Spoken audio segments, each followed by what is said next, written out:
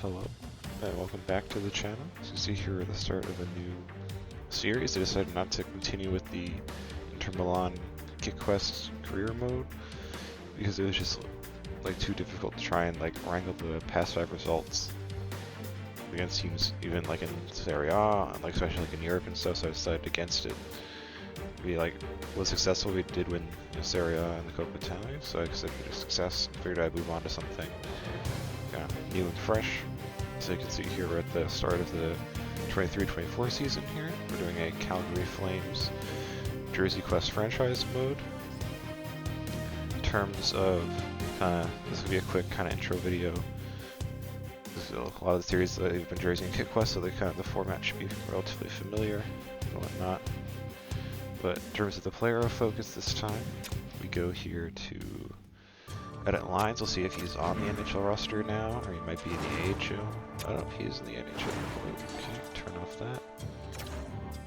No picture, unfortunately, because this was his first year. He was like a college player, so he didn't have a photograph like pre-made and stuff. Just slide it there for now. But it's Matt Coronato. See here, number 27, right wing. This is like his rookie season, technically. Like he played a game, like a single game, the 22-23 season. So this is like his official rookie season here. So in terms of, he's the player focus. He, as an Islanders fan, Coronato grew up on Long Island. He was a Islanders fan growing up, so I figured if I get someone on a Flames jersey, it'd be him. So that's kind of what we're going for him here. In terms of the jersey, it's the 2023 Heritage Classic jersey.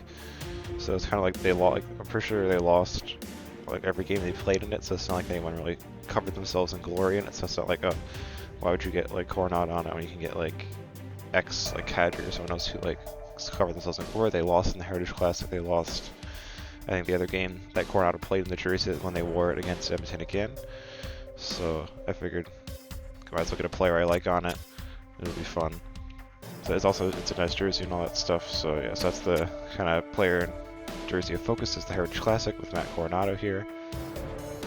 In terms of kind of the reason behind why this next series, so Flame Ones can see are like GM for this one is John Alter, and she's kind of very associated with fire and flames and whatnot, like the Dragon Witch and all that good stuff. And I was like, there aren't really any teams that have like dragon logos and stuff really, which is kind of a shame. You think some team would have like some sort of dragon-based logo or something, but I figured flames is kind of the next best thing. So that's kind of the reason behind it.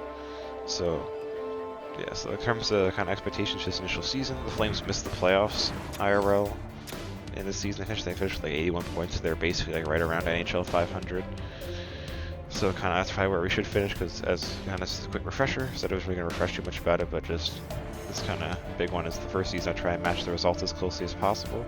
So we should pretty much finish around the same spot this season, miss the playoffs. Unless this engine decides that we're like a lot better than the Flames actually were that season. But yeah, it's not much we can really do. Flames kind of already did a lot of the big. This is, I guess, like the end of the season roster update they were using, so they kind of already traded away most of their big kind of upcoming UFAs and stuff. The only player I probably could trade away that isn't already traded away is probably Jacob Markstrom, who they ended up trading in the offseason to the New Jersey Devils, and he's been having a pretty stellar season for the Devils, though he did pick up an injury kind of recently. That kind of hampered that kind of progress for them, but the Four Nations tournament and stuff kind of it's going to give him a bit of a break in terms of giving him time to get back from injury and stuff, but that's here nor there.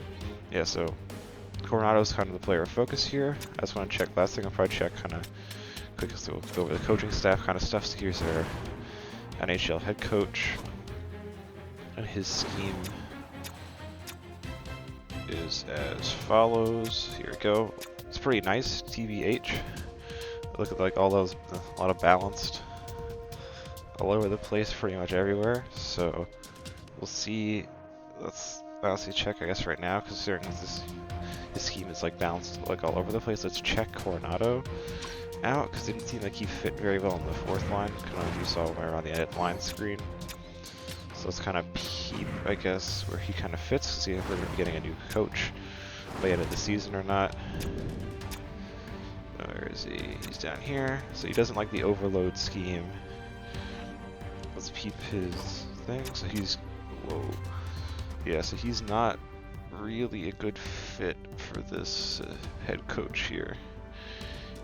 He's got a preference, like kind of in one direction or the other for everything except for don't block shots, or he's balanced. So he kind of is going to probably be like a +1 maybe on most of these lines, except he doesn't like the overload thing. So what scheme does he like? It's none of the ones our coach has available, so let's just kind of go back and double check here. Go to the coaching staff. It's the new scheme again. So, this is 3 of the 4 lines are overload, and the other one is crash the net. So I'm guessing based on the fact that he doesn't like any of them, and like I think he was a yellow on crash the net, I'm guessing he's a behind the net is his line strategy preference. So even though this is probably like in the grand scheme of things, like is probably a decent coach because he's so kind of balanced, you can pretty much throw anyone on there. And like they should be like at least kind of around a net neutral or positive. But because he doesn't really fit with Coronato, we're probably going to try and go on the market either for this season if there's someone available who kind of fits really well, or kind of at the end of the season I kind of try and maneuver around the coaching market, get a new coach in. So yeah, this season's gonna kind of be a wash, but it's kind of the introduction. So who knows, maybe it could go on a miracle run and win the cup. But yes, that's kind of I think it for this introduction. There's really much else to go through. Coronato's the player focus, the jersey of focus is the Heritage Classic, and the next episode will be the kind of season recap after the 23-24 campaign, where I'll kind of probably most likely be going over kind of like any trades I'm able to make in terms of if there's anyone else I can potentially sell at the deadline, and like kind of the draft and free agency and stuff. Kind of how we're going to kind of retool around Coronato as potentially our kind of spark for the future, because the Flames kind of are like we're kind of in a retool rebuilding kind of stage IRL. So we'll see kind of how we do with that. But yeah, thanks to everyone for watching this, and hopefully you watch the next episode as well.